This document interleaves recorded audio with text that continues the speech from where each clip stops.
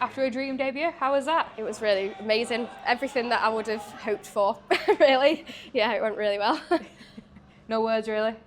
Yeah, no words. I'm still kind of just taking it all in, I think.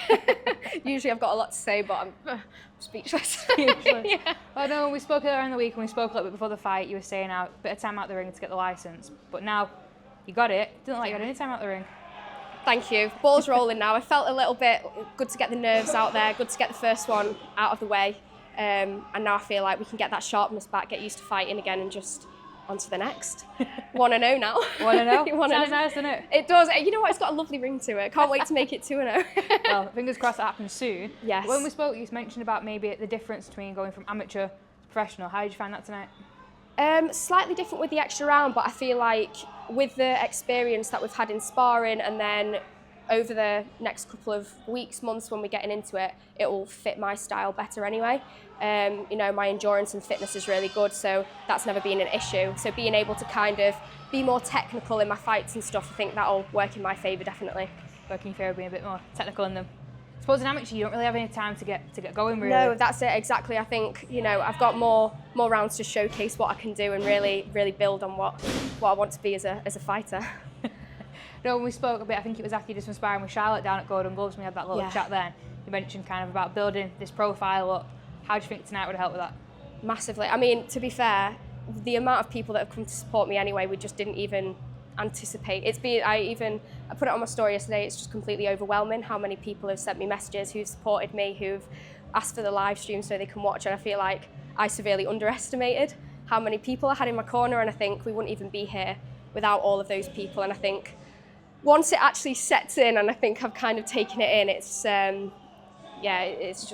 unreal really. We're finally here, we've finally done it, and it's just amazing to be here, I guess. How did you find the whole fight week as a whole, really, kind of that step up from the switch? You know what, it went really smooth. I was kind of waiting for something to kind of drop or us not to feel good, but obviously I've had Frank training me all week. I've had Paul, who's been helping me with my nutrition and strength and conditioning as well. You know, Jeff's been in the gym helping me as well, and I think having those great coaches who are controlling the different aspects have just made it go weirdly smooth. And kind of today I felt great, where I kind of anticipated maybe feeling a bit lethargic or, you know, to get to the weight and those kinds of things, but it's probably been the easiest fight preparation I've ever had, and I think that really showed in my performance tonight. I could just focus on the fight and really taking in the experience, which was great. Yeah. Well, we're at the end of March now, coming towards the end of it. What do you kind of expect from yourself for the rest of the year? Ideally, I'd like to get another couple of fights this year. You know, learning fights, like I said last time, we're not in a rush, but we definitely want to gain the experience. You know, it's kind of, like I said, the ball's rolling now, so on to the next, get back into the gym. You know, we've had such a long time out that we're not really looking for a rest. It might be a couple of days downtime just to, like I say, let it settle a bit, but other than that, straight back in the gym, see what next show we can get on and get into another fight as soon as possible. So, you were speaking a little bit to Pat and Wayne, a few people involved with Black Flash. We've got a few more shows planned this year.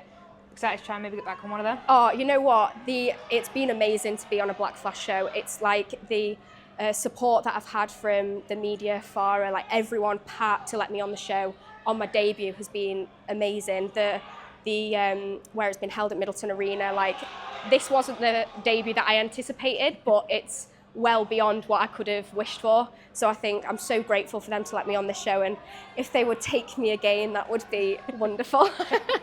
Well, it's something that I think the fans are definitely the ones that tuned in on the live stream, the ones that came down to watch. It was definitely an entertaining fight to go. Before I let you go, you got any sponsor if you want to give a shout out to? Yeah, so the lovely fight kit.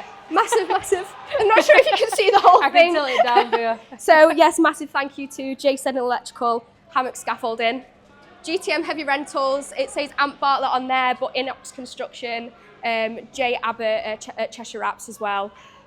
Massive thank you to everyone. Massive thank you to everyone who's watched. Massive thank you to everyone who's come down. Obviously to my team, Frank Collins, Jeff Hunter, Paul, just everyone.